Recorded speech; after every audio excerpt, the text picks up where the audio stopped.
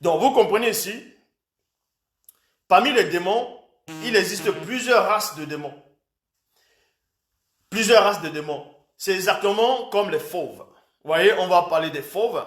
Parmi les fauves, il y a les tigres, il y a les lions, il y a les panthères, il y a les jaguars, il y a les pumas, ainsi de suite. Et maintenant, en fonction du fauve, il y a d'autres qui sont plus robustes, plus puissants que d'autres fauves. Les fauves, on va dire, les catégories des fauves vont d'abord dans la hiérarchie. Les plus puissants, il y a le lion, il y a le tigre, ainsi de suite. Et les démons, c'est la même chose. Si vous ne savez pas, c'est la même chose. Donc, c'est la même chose et ça dépend aussi de la naissance. Ça dépend aussi de la naissance. Parce que, bon, il y a des démons marins. Ça ne veut pas dire que tous les démons marins sont plus puissants que tous les démons, que tous les sirènes, on va dire les sirènes des eaux, en gros les sirènes des airs, qui sont façon oiseaux. Tout dépend de la naissance de ce démon-là, le jour où il est né. C'est ce qu'on appelle le droit d'aînesse. Ce n'est pas comme chez les hommes.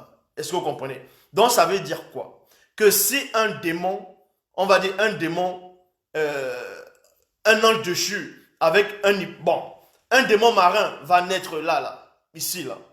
C'est-à-dire le premier démon, il apparaît. Même si les autres démons, ils s'entraînent comme ils veulent, ils ne vont jamais surpasser le premier démon là en puissance. Je dis bien, c'est pas comme chez les hommes, c'est pas comme chez les animaux.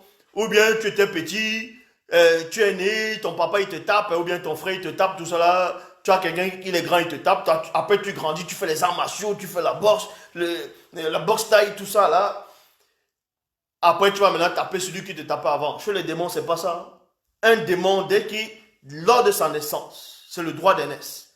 Je vous le dis ici, je suis le seul à le dire. Personne ne pourra vous le dire parce qu'ils ne savent rien.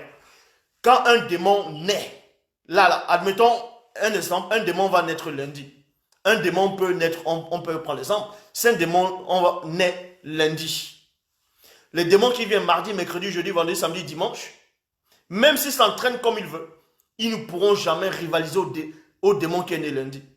Est-ce que vous comprenez? Parce que sa force c'est par rapport à son droit d'aînesse, va rester comme ça. Il sera toujours puissant. C'est comme ça. Je ne sais pas sur les hommes.